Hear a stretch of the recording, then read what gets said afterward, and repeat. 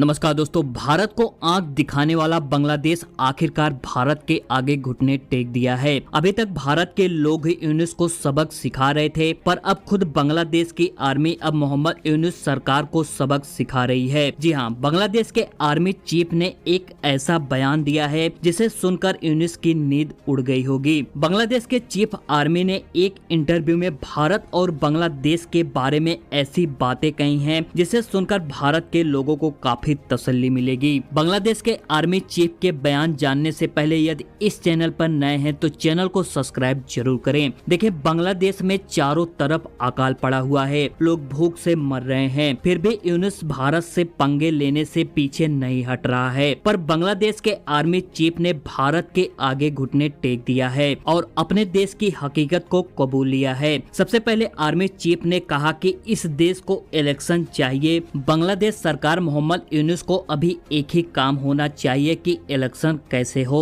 एक तरफ बांग्लादेश में यूनुस सरकार भारत बाइकाट का कैंपेन चला रहा है, वहीं दूसरी तरफ आर्मी चीफ वकार उज्जमान ने कहा कि भारत के साथ हमारा रिश्ता बेहद खास है, हम कभी भारत के खिलाफ नहीं जा सकते। बांग्लादेश में संविधान बदलने और आर्मी चीफ को हटाने की खबरों के बीच वकार उज्जमान का ये बयान बहुत महत्वपूर्ण है। भारत को महत्वपूर्ण पड़ोसी बताते हुए बांग्लादेश के सेना प्रमुख जनरल वकार उज्जमान ने कहा कि ढाका कई मामलों में नई दिल्ली पर निर्भर है। उन्होंने कहा कि बांग्लादेश से कई लोग इलाज के लिए भारत जाते हैं और भारत से बहुत सारा सामान आयात किया जाता है। बांग्लादेशी मीडिया को दिए एक इंटरव्यू में जनरल वकार उज्जमान ने कहा कि भारत और बांग्लादेश के बीच लेन देन का रिश्ता है। उन्होंने कहा कि ये संबंध बिना किसी भेदभाव के होने चाहिए। उन्होंने कहा कि बांग्लादेश को समानता के आधार पर अच्छे संबंध बनाए रखने होंगे। और आगे जब मीडिया द्वारा अनसुलझे मुद्दों पर बातचीत के बारे में पूछा गया तो जनरल वकार उज्जमान ने कहा कि भारत एक महत्वपूर्ण पड़ोसी है, हम कई मायनों में भारत पर निर्भर हैं और भारत को भी हमसे सुविधाएं मिल रही हैं। उनके बहुत से लोग औपचारिक और अनौपचारिक रूप से बांग्लादेश में काम कर रहे हैं। यहाँ से बहुत से लोग इलाज के लिए भारत जाते हैं, हम उनसे बहुत सारा सामान खरीदते हैं। इसलिए बांग्लादेश की स्थिरता में भारत का बहुत हित है। यह एक लेन देन वाला रिश्ता है। आप सभी को पता ही है कि बांग्लादेश भारत से कपास, गेहूं, चावल, चीनी, मसाला, सब्जियां और फल लेता है। अभी कुछ दिन पहले भारत 75,000 टन चावल बांग्लादेश को भेजा था और अगर भारत से बांग्लादेश के रिश्ते अच्छे नहीं होंगे तो बांग्लादेश कंगाल हो जाएगा। और इसी पर उन्होंने कहा कि इस संबंध बिना किसी भेदभाव के होने चाहिए। कोई भी देश दूसरे से लाभ हासिल करना चाहेगा, इसमें कुछ गलत नहीं है। हमें इन मामलों पर गौर करना चाहिए कि हमें समानता के आधार पर एक अच्छे संबंध बनाए रखने होंगे। जनरल जमान ने कहा कि बांग्लादेश ऐसा कुछ नहीं करेगा जो भारत के रणनीतिक हितों के खिलाफ हो। भारत और बांग्लादेश दोनों अपने हितों का समान महत्व के साथ ख्याल रखेंगे। तो यार, ये बांग्लादेशी आर्मी चीफ का बयान था।